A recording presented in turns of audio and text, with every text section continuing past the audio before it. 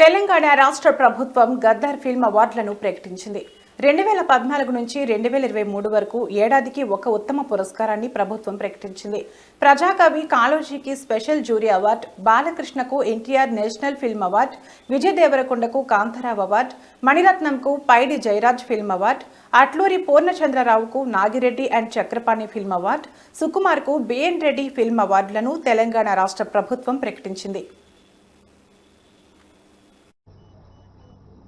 అలాగే 2015 best film, first best film Rudramadevi, second best film Kanche, third best film శ్రీమంతుడు.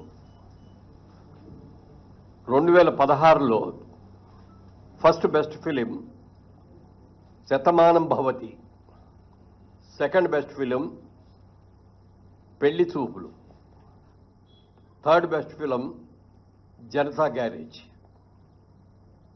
అలాగే 2017లో first best film Baahubali conclusion, second best film Fidaa, third best film Ghazi.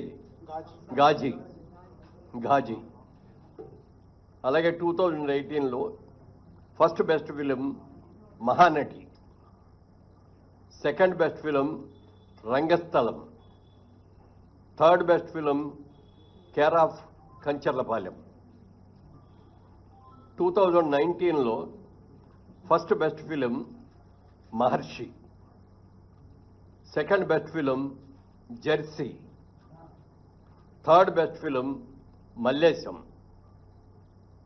అలాగే 2020లోకి వచ్చేటప్పటికి first best film అలవై